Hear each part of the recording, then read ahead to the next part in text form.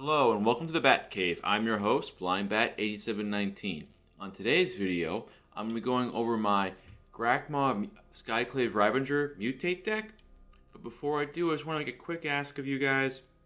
If you get a moment, just hit the subscribe button down below. Really help out the channel. I'm trying to grow, and subscribing to the channel would really help me out with that. Anyways, on to the deck. So Grakmaw, Skyclave Ravager is a 3-cost commander, 1 black and a green, for a 0/0 creature, but he's really at least a 3/3 because he enters the battlefield with 3+1/+1 counters. Whenever another creature we control dies, if it has a +1/+1 counter on it, I can put an additional counter on Grakmaw. And when Grakmaw dies, create an XX black and green Hydra creature token, where X is the number of +1/+1 counters on Grakmaw. Now, one way to take this deck would be to be a Hydra tribal deck, since mostly Hydras in Magic have based around the theme of +1/+1 counters. I took this a little bit differently. I was thinking about, because I think I've tried that before and it just didn't play as well, at least with how I was playing the deck or built the deck. So I thought about it some more, and I thought that Mutate would be a good way to go along with Grakmaw, as since most of he comes in with +1/+1 counters, and as long as we have some creatures that have +1/+1 counters on them in the deck, if we mutate onto them and choose the new mutate creature on top, it keeps the +1/+1 counters. So we could, in theory, then create a larger, faster creature than our opponent can deal with. So onto the deck. Swarm Shambler is just a creature that comes with a +1/+1 counter on. That's early on, and if we get them out early, we could always try to build them up. We can create tokens that it's nice, but not the focus of the deck. The Ozolith is in here to save all of our +1/+1 counters if one of our creatures die. Because again, +1/+1 counters, and he fits anywhere on the card. We can play him early for a 1-drop, or he can be a 7-drop later on. Protection from multicolor is good, and Reach and Trample also helps. Feed the Swarm is in here for creature and enchantment removal. Essence Symbiote, because we're doing a mutate theme. This creature will let us put additional +1/+1 counters on things in case we mutate something that doesn't already have a counter on it. Gives a little bit of life. Gnarlid Colony has Kicker. If we kick it later on in the game, it comes with counters. Otherwise, it's just a 2/2 for 2. Inscription of Abundance is one of our removal spells in the deck. Mostly to fight creatures, but it also can put counters on it. Something if we want to make something bigger as well. Hopefully we'll be able to kick it and get all 3 options. Lotus Cobra is in here for ramp. Nessian Hornbeetle is just regular 2/2 for 2, but if we get something bigger out or grow something bigger, like something dies and Grakmaw that gets an extra counter on it, we can make Nessian Hornbeetle bigger by having large creatures on our side. Scavenging Ooze deals with our opponent's graveyard and gets counters on it to grow to get bigger. Arcane Signet is just a mana fixing and ramp. Tabrix Hope's Demise. That's really another creature that can get larger, where another thing is dies kind of like Grakmaw. He also has flying. We don't really have any clerics. There's one other cleric being Drana, so we're not really expecting him to draw some cards, just really being more an evasive big creature. Fertilid is in here for ramp, and because it deals with +1/+1 counter, I felt it was more on theme than say Cultivate. Garruk's Uprising. Whenever it enters the battlefield, you control a creature with power 4 greater, draw a card, which is the main reason he's in here, as well as also to give our creatures trample, since we have a few creatures that can get very large, but don't have ways of dealing damage through, so this gets around our opponent trying to chump our large creatures with small ones. And then whenever a creature with power 4 greater enters the battlefield under control, we get to draw a card. Doesn't really work sometimes with mutating things, so it does create a little tension as whether sometimes to mute a creature or to just play it straight up. Glowstone Recluse. This is one of our better mutate creatures in terms of putting counters on things, because as whenever this creature mutates, you put 2/1 counters on it. Oran-Wreath Ooze. This lets us grow our army if we decide to end up going wide and we have a few creatures that already have counters on them. Whenever this attacks, you put a 1/1 counter on everything that has it. Put an additional +1/1 counter on everything that already has one on it. So this can just grow our team to make it bigger. Scute Swarm. It doesn't deal so much. This is just a good card. It doesn't have any +1/+1 synergies. However, it does really good mutate synergies. As whatever we mutate onto, we leave that the top part of the mutated creature, but it still keeps the landfall ability. So now, if we were to mutate it, like we said, the Glowstone Recluse, every time we would landfall, we get a copy of a Glowstone Recluse. So that's really why Scute Swarm is in here, to kind of give us more copies of larger creatures. Yorvo, Lord of Gardenbrigg. It's a little bit tricky with the triple green. However, he plays really well with the +1/+1 counter theme. So that's why I included him in the deck. Crystalline Giant, or the Mechagodzilla skin. It's all about counters with this creature. So if we get lucky and if he gets Hexproof early on, he'll make a great mutate target, as Hexproof makes it really hard for our opponents to interact with our creatures. 8 Extinctions in here for just creature and planeswalker removal. Dirge Bat is in here for 2 reasons. One, he mutates and kills planeswalkers and creatures when he mutates. 2, it's a bat. I'm blind bat. I want to have a bat in the deck. Gemrazer's in here for, again, mutating and artifact and enchantment removal. There are some very powerful things we do want to target with that. So that's why he's in here. Migratory Greathorn is in here for ramp and mutate. Vastwood Surge. This one's really in here because, again, it's ramp, but also late game it can also pump our team. Again, playing into the +1/+1 counter theme. Renata Call to Hunt gives our creatures +1/+1 counters when they come into battlefield. Bonier Lurker, mutate, and it gets to recur things that have gone to the graveyard already. Polukranos is basically a removal spell for us that can come back with Escape. Also plays well with the +1/+1 counters. Cavern Whisperer, it's a mutate. It does grant the creature menace, so it gives it a little more evasion. The discard's nice, but it's not the priority for this with this card. Drana, it's a little bit of recursion in the deck. If it does come back, it comes back with a +1/+1 counter. We don't have as many legendaries in here as I've had in previous decks, so she should be able to get back mostly everything. Auspicious Starrix, if you're going to play a mutate deck, this is a must-have card for the green mutates, as this will let us put a lot of things into play for free. Ironscale Hydra, they need an exile effect or a destroy effect to get rid of this, and in terms of damage, it just gets bigger and bigger. Chittering Harvester, mutate, and it would also act as removal. Usually our opponent will just sacrifice the least valuable thing, but if we can get our opponent into a position where they only have one creature, we can definitely take control of them that way by having them sacrifice that creature. Cragplate Baloth is another one of our finishers. It has hexproof and haste. Doesn't really have trample anyways of dealing damage through, so that's kind of where I got the idea of putting Garruk's Uprising in the deck. He can't be countered, and if we do end up kicking because we have that much mana late in the game, he'll come with 4 1/1 counters on, making it a 10/10. The hexproof is great too, because again, late in the game, if we manage to get him out and we still haven't finished off our opponent by that point, he makes a great mutate target as our opponent can't interact with him. Ugin the Spirit Dragon is kind of just our recovery. There have been some games I've played with this deck where he will just get us back into the game. Our plan would basically be just to ramp up to him and then wipe our opponent's field and then try to take over from there. And the Great Henge is in here to get us more +1/+1 counters on our creatures and to draw cards. We're able to hopefully ramp this out by growing our creatures with the +1/+1 counters, so this won't cost us too much. Onto the mana base. I have both Castle Locthwain and Castle Garenberg in here, since Swamp's 9 forests. Jungle Hobble, Temple of Malady, and Command Tower in here for mana fixing. Bonder's Enclave is in here for a little bit of card draw. Fable Passages for fixing. Field of Ruin to destroy opposing lands we don't want our opponent to have. And Labyrinth Skullflows for a little bit of protection. Now with the deck tech out of the way, let's jump into the arena for some brawls. Alright, we're going to mulligan this hand. 2 lands, the Ozlif, and then everything else is relatively either can't cast or is too expensive. We're playing against Sarasina, piloting a Yorvo Lord of Gardenbrigg deck. So probably expecting, more +1/+1, actually not even +1/+1 counters, just a lot of big creatures. Ozlif, Feed the Swarm. Alright, this one looks a little more keepable, we have a little more things to cast. So, play out this, say hello to our opponent. Oh, let's get the Ozlif out. So, Grakmaw is usually what I want to do for my turn 3 play. It's also possible that Mechagodzilla might be the better option, if only because it can possibly get hexproof. So that is something to consider as well. As a green deck, I really just have to worry about them playing fight cards. There's not so much destroy target creature effects in here. Oh, they must have just drawn the Once Upon a Time, because otherwise they should have cast it before using the Lovestruck Beast. So they must have... Oh, okay, Scavenging. Okay.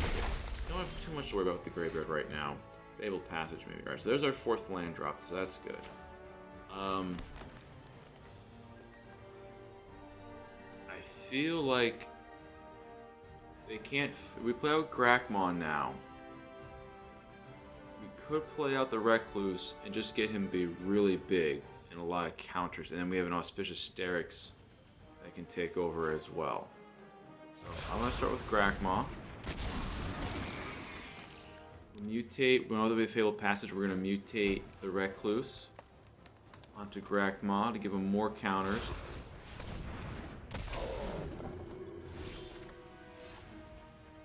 Oh, we have to bring back the Fabled Passage too, which is great. So we're going to mutate Recluse first. Then lets us mutate, so the next turn we'll mutate the Lurker. Gets us at least a 5th, if not the 6th land drop, to then be able to use Auspicious Starrix and just go nuts. Okay. This is what I was talking about before. We put now the Stone Clothes on top, and it's already a base 2/3 with at least 3 counters on it, so it's a 5/6. And it's already going to be bigger than the Yorvo. And we're basically just going to hit each other and see who can hit harder. I can't imagine he's going to block with the 1/1, but now he can play out Lovestruck Beast if he wants. As a, you know, have a bigger body, have 2 big bodies, make that to a 5/5, and have 10/10 worth of blocking. And I'll just mutate the Boneyard Lurker. Oh, see, they're doing our same trick then. Okay. That's nice.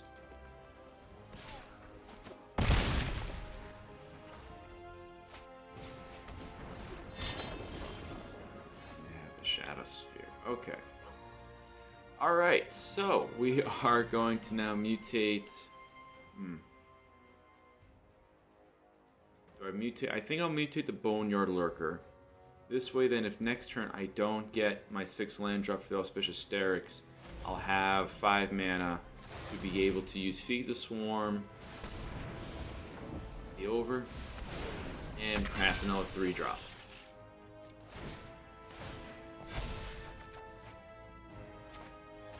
Fabled Passage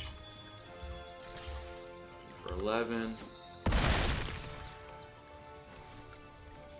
Alright.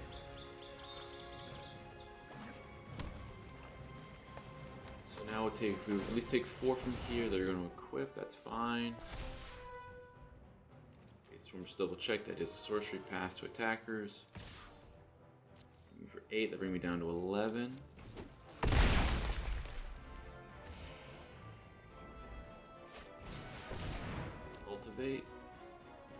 Alright, so now I have to look at this as, can I kill them next turn? We have Ranger's Guile is a card to consider we have to worry about. I believe that costs 1 green. I know I have more green in the deck.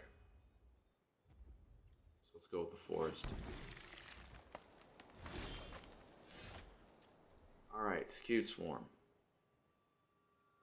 So I think at this point, you Feed the Swarm. Take 4 from this.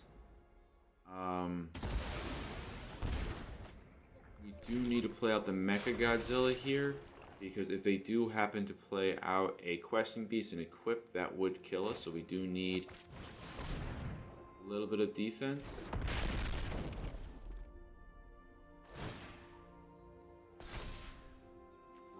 We'll prefer Hexproof at that point, but we'll take it.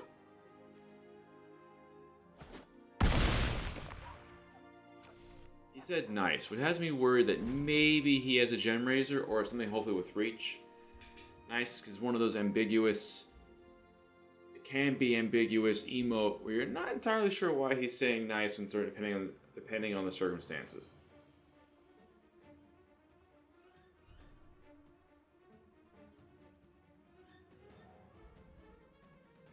So at this point, if we don't draw the land, okay, so that might be to make the creature with Reach and equip it. We have the Shadow Sphere.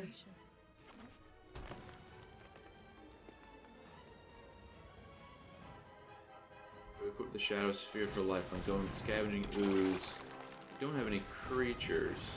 We're just trying to go wide there. Okay, so we kind of have to start going wide as well. As reached, they'll bounce off each other. I've seen Horn Beetle will go off, so I think we should play him. And the question now becomes, we want to go with Scute Swarm. It will mean our next landfall will trigger it, but we're probably going to think more on being defensive. So I don't mind if Tabarix dies.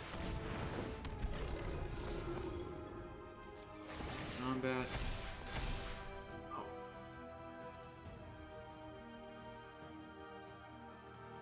Alright. Let's not be silly here. A questing beast would be something to worry about.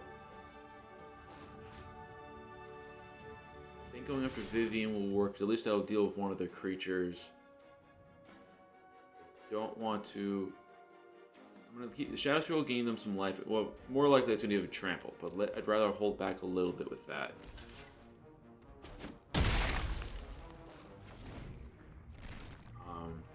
So, in terms of mutations, a Gemrazer would be great because that at least will deal with the Shadow Sphere. Even Ugin wouldn't be bad. Not so much to wipe the board, but maybe to start dealing 3 damage directly. They can only take 4 more turns with that as is. Or you can at least start shooting the smaller creatures they have. They have 1 creature in the graveyard, so we have to be careful, mindful of that if they want to come up with Scavenging Ooze. I guess he has nothing big in his hand to cast, because otherwise he would probably use Vivian's ability to get 2 creatures.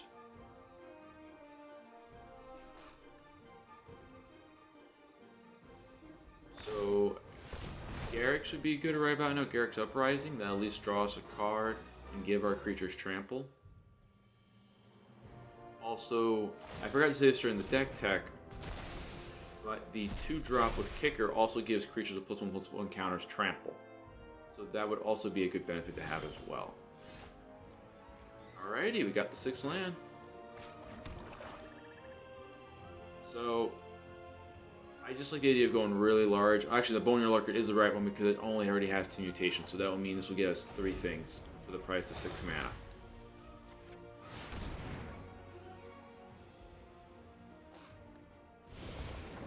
Take the over.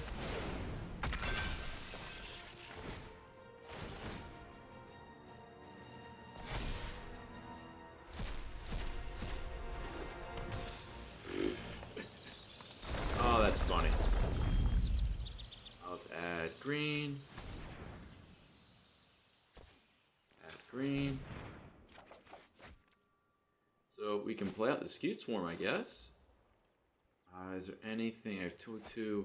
This needs an extra 1. Yeah, so let's play this. Might as well just play out the Scute Swarm at this point, with the Fabled Passage in hand to go nuts. In combat. This has Vigilance. Because of this having a 4/4, this had First Strike, I would be more willing to attack with it. 15, they're just going to chump. But we also have enough things that can chump as well.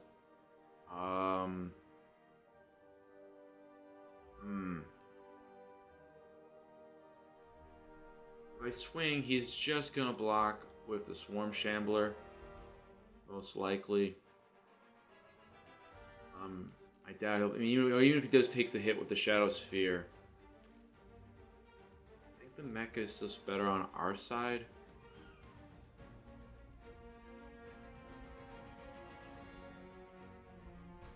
Or it just makes him bigger, doesn't really do anything. Let's just go with no attacks for right now. Just because we're too low on life to really be risking anything.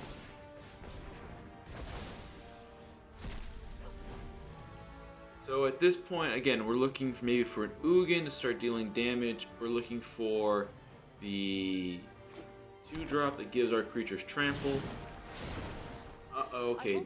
Oh, boy. Gigantosaur. That's a cool one. That's a fun one. Alright, so I lose. Alright, well, Tabrix will get a counter at least. That's nice.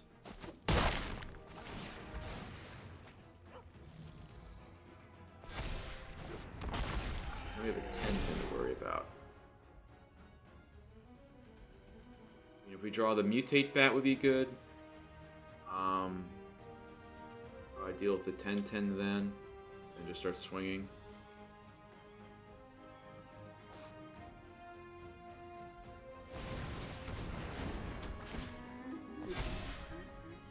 Should actually oh, I should have swung with the Mecha Godzilla. I forgot about the Ozolith.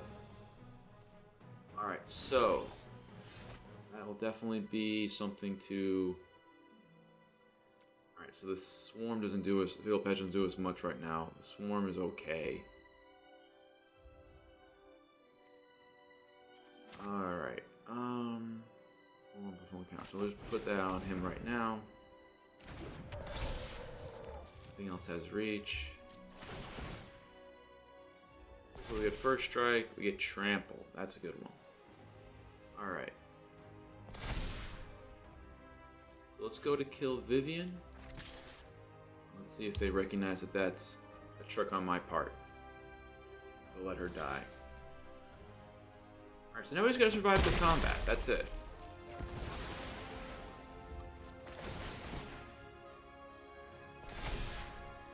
Yeah, I should have recognized that sooner. That's on me.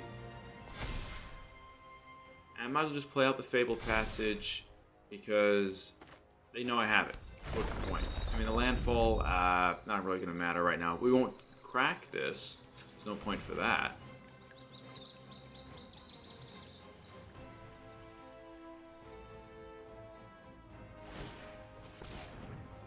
Alright, so that's the downside of attacking it, the growth scavenging moves. Right now, they only have one thing with Trample.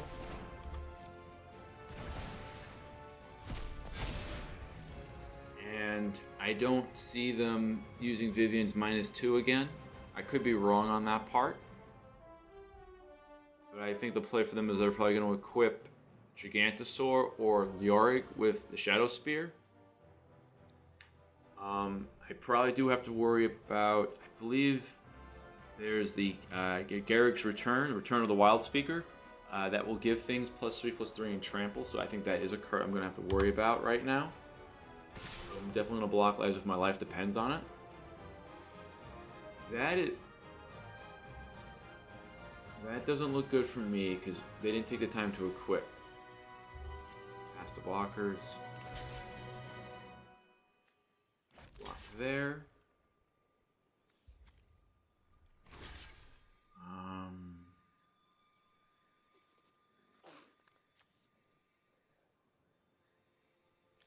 Scavenging Ooze probably has a creature in here, right? Oh, it doesn't. Alright. So we'll try to kill the Scavenging Ooze there.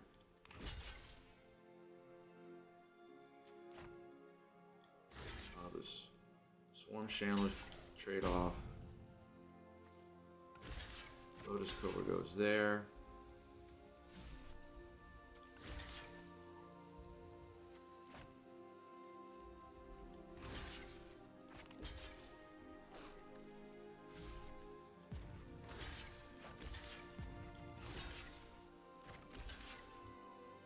Probably has a Heroic Intervention. That would be the other thing to do, but I think it's...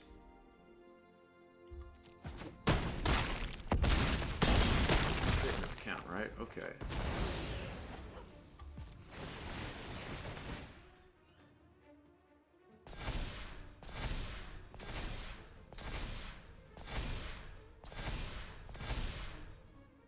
Ugin. Ugin's the only other reason why you would do something like this. Yep, that makes sense now. The axiomatic structure of reality. Does he have a 2-drop in his hand? Is surprisingly flexible.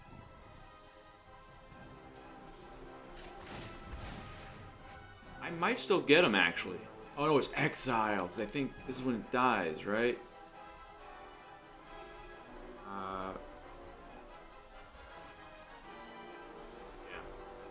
I'll just get a green. Doesn't really matter, but I think it's when he dies, so you don't even get the token, incredibly.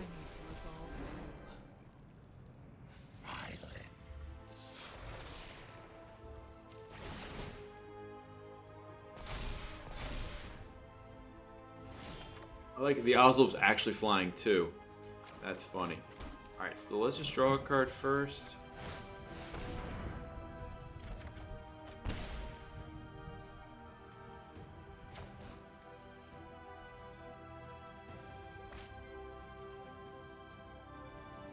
Oh man, can't do both. That's annoying. 2, 3, 4. 6. Yeah, I can't do both.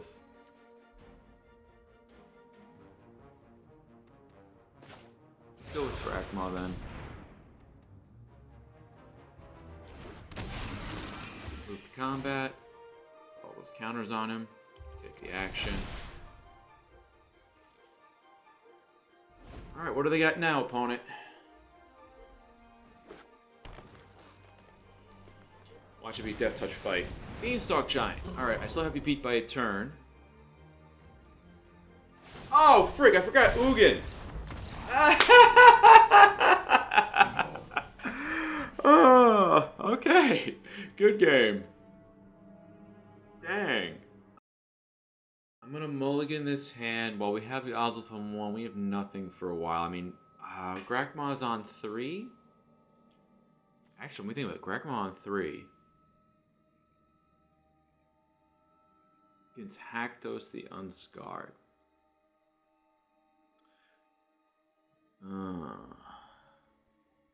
This could be a little bit of an if, because if they have removal spells for Grakmaw, most damage spells deal 3 damage.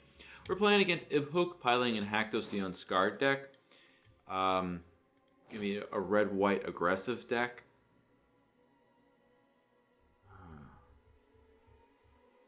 That would also make it 4, 7. Hedge would be cost 2. This is a bit risky. I'm going to keep it because I think the upside's worth it. Really worth it now, almost. If we can also get Chittering Harvest out. But I am definitely having the impression that we will basically be a burn spell away from losing Grakmaw. Harbor of the Rich. Lose a 4.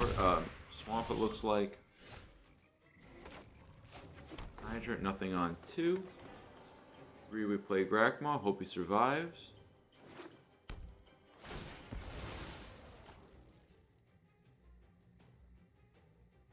Granted, hoping our opponent also, okay, 2, what do we got? Yeah, 4 as well. Alright, thanks for getting rid of all of our lands, we didn't need those. Alright, moment of truth. Granted, the counters will stay, we'll still keep a 3-3 in play at least. So actually, it's not the worst thing if they kill Grakmaw, because Grakmaw dies, counters go away. Alright, cool. Solemn. Have a really nice start there. Obviously attacks for a little while. Alright. Mutate onto Grakmaw. We're going to take the over. It will make it impossible if Haktos is on 3 to block. But I think we'd be able to deal with some more damage. So they're going to discard. Next turn, this is 5. But if I spend 2 for Great Henge, I get 2 back. So I still should be able to cast it for the mutate cost. So I'll get 2 things out. Some life, mutate, and then they have to sacrifice a creature. So I do have to worry about maybe Elspeth Conquers Death at this point.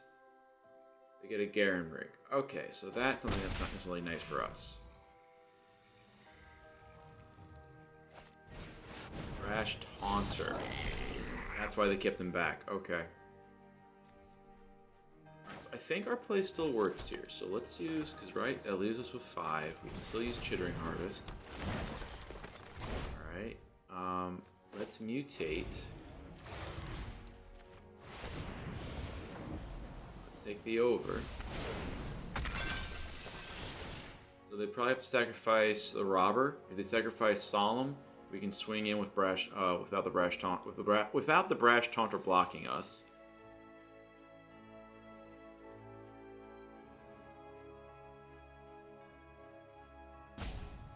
Otherwise, we stay back and we just block their stuff and you bring Drana into play.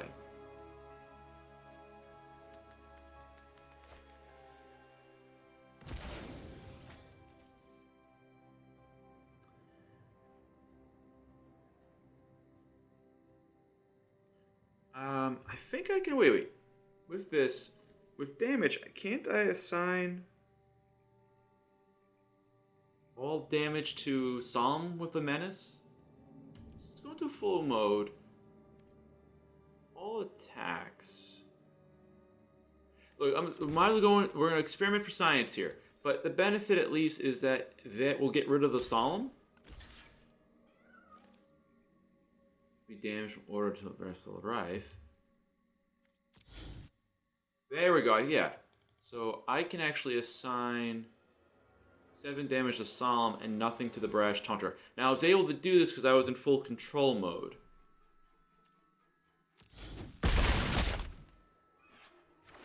But yeah, so there we go. So we can get around it that way.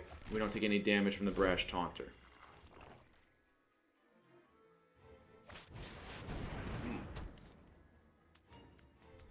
Eldar Retreat. Oh, of course, with the fetch land. Okay, so now they have 2 more blockers. That's fine.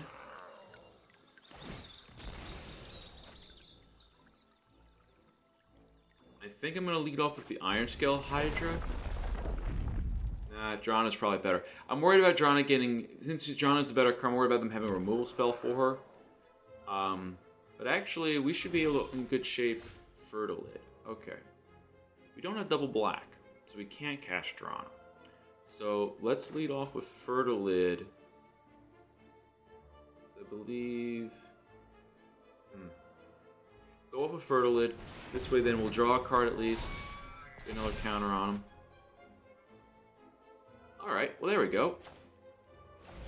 So let's mutate onto this. We'll take the under. Blow up the Feldar Retreat.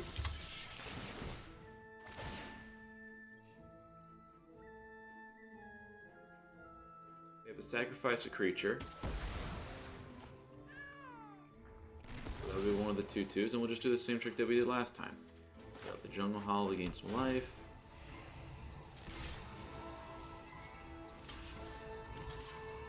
Oh, frick. Okay, put full control mode on. Oof, that was close.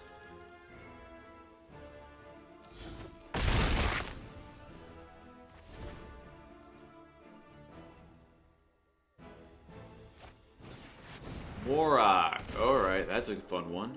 Landfall still? No landfall, no blocks.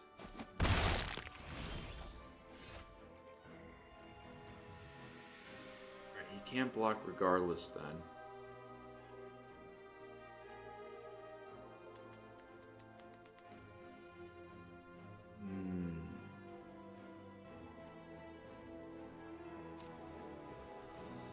Swing first, 7-drop. And we'll lead off the Ironscale Hydra then.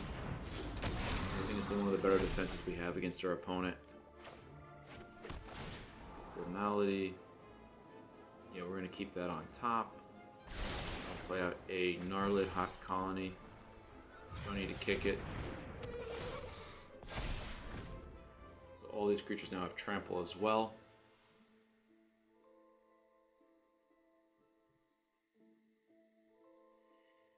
And I think our opponent needs a Shatter to the Sky at this point to kind of survive a little bit here. Which still isn't going to be good enough because we'll actually shouldn't be good enough because Shatter the Sky destroys everything.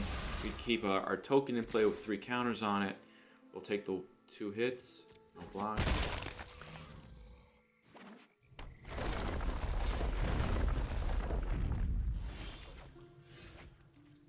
Oh man. Okay, don't make your decision easy. I was debating, do I want to use the Auspicious Starrix to mutate? Alright, got there with a mutate strategy. I'm thinking I'm going to keep this hand. We're playing against TombKing, piloting a Heliod Sun Crown deck, so that's definitely going to be life gain, cheap creatures. So having the removal on hand is good. Swarm Shambler, we can probably keep building them up. So we'll keep this. A little opponent. Ooh, they have the new Black Lotus stuff. Nice. So we'll lead with Swarm Shambler. Next turn, Ozolith, and we can also then put a counter on the Shambler as well. So he might be something that we can hopefully build up over time as a good blocker against our opponent's aggressions.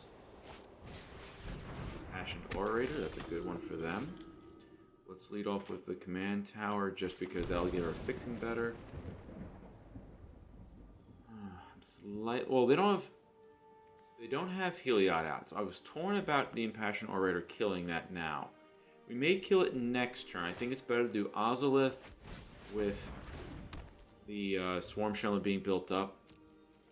If they attack with the Orator, I have no problems trading there, as I can then make the 2 counters on Swarm Shambler. I can then go onto the Ozolith. Hollow Priest, when we regain life, put 1 counter on Hollow Priest. So now we have another 2-2 to worry about. Pass.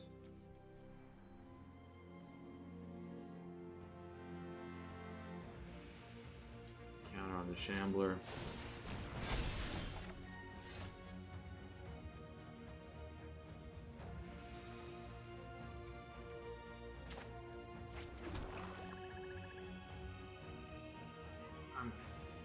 Feeling Angiosaur right now, primarily because that will turn him off by a turn for ramping stuff, and it gives a bigger threat. It also has Trample, so this will be a 6/6 Trampler. I'm going to go with that as my aggressive play at the moment. Blow that up.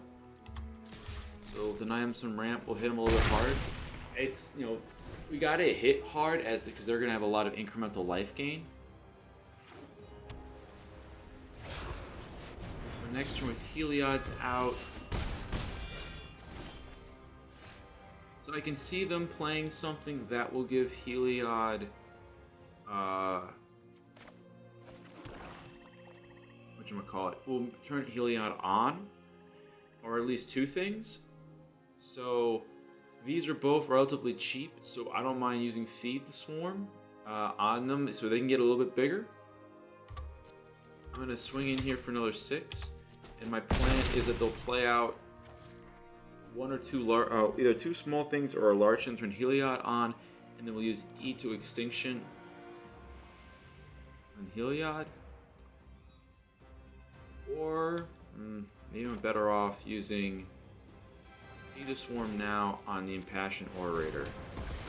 That's really where the life gain is going to come from. Otherwise, they'll be forced using Heliod's ability to start gaining life on a Hollow Priest, and they'll need to play at least either something that's double white for 1 spell, because there's not many triple white things. I think Queen Lynn, I think is her name, something with an L. I always forget her name. She would turn Heliod on right away as something to worry about. Feldar Retreat. Not bad, not bad. So actually it was a good play there getting rid of the Passion Orator at that point. Alright. Again, I think we're going to swing out here. Hopefully we get another Mutate creature so we can deal with the other enchantment. Right now, he might be in the same place as before. He could next turn go Landfall and give everything Vigilance and make it a +3/+3. So that is something to be concerned about. I think, though, I'll worry about him playing out our land.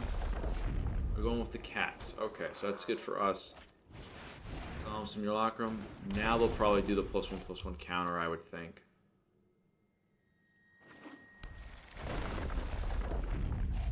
Yep. Now he has 9 to protect himself.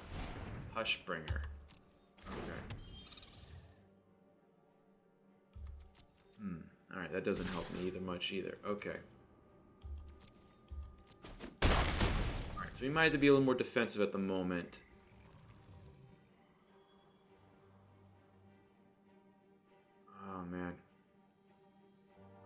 feel like as much as I want to hold on to the eat for Heliod,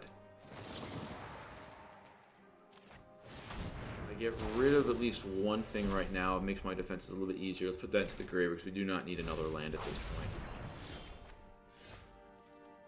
Alright, so that'll nullify... Maybe Hushbringer was the one to get rid of, because that'll nullify the ETB effect of Renata enters the battlefield with... Oh, actually, no, it shouldn't. It's not an enter the battlefield trigger.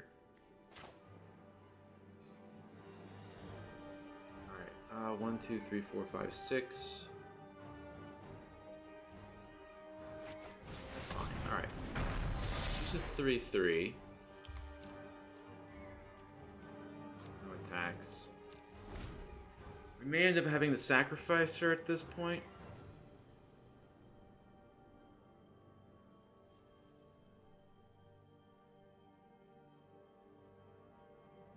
So, really what I'm planning on doing is blocking and pumping up the Angiosaurus. They do have to be careful because it does have trample, so they can't just... If they attack all out, we would take 4 damage in the air. I'll have 7 power on play, and all I need is either a mutate or something else, and then Angiosaurus wins out.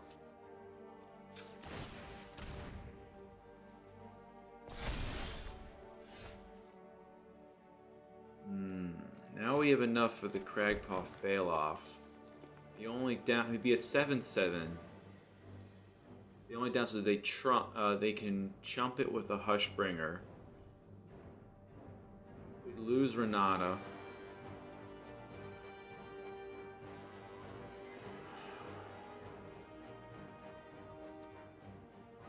I think I like the idea. I'm going to be a little bit more defensive here. Get Grakmaw out.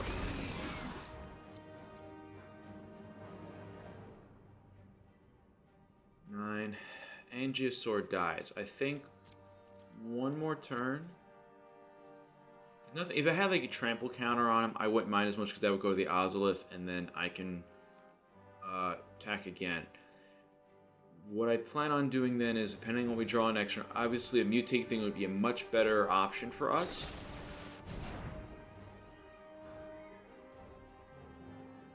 Okay. Alright, so not the worst. Ended up, unfortunately, her being an enchantment creature, they were able to get another... we were able to lose a creature on that regard.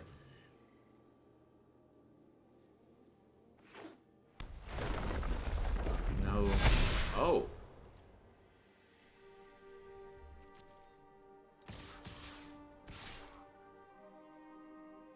This is actually kind of good for us.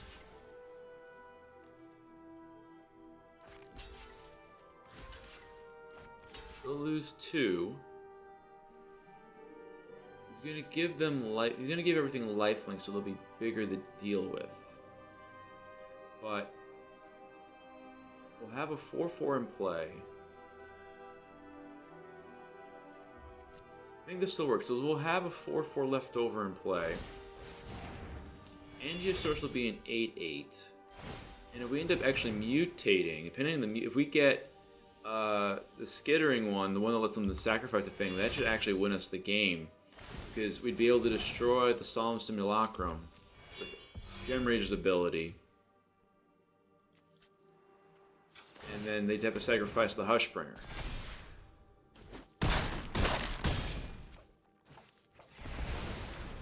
20 life though.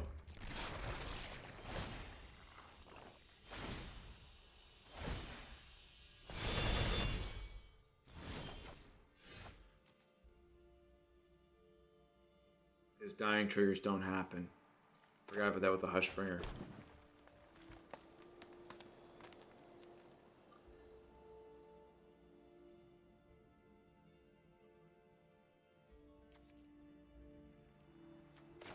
Alright. Let's just swing in with the Baloth.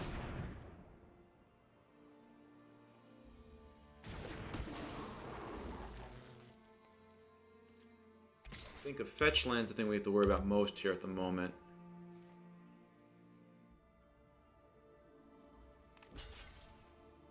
I know I'm giving him the extra card draw, but I'm hoping that he's missing the fact that Hushbringer. Not 4 points, just 1 counter. Okay. Alright, so they don't draw the card. Keep bringing out a Hushbringer. Alright, but at the moment at least, we can block with the Gemrazer because it has reach. If it's a land, we're still fine.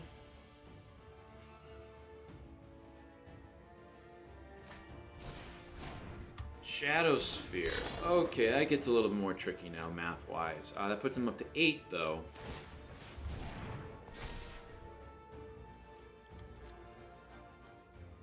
Alright, let's put another counter on here.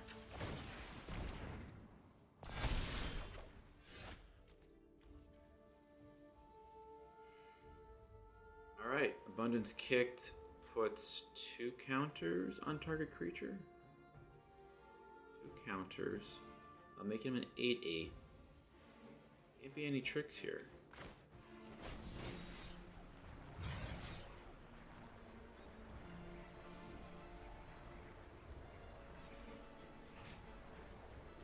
Two counters on him.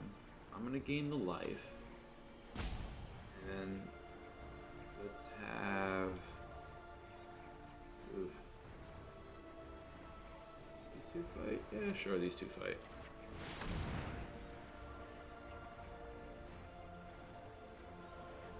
So this should hopefully get us back into the game a little bit. Gain us 9 life, put us up to 16 life then.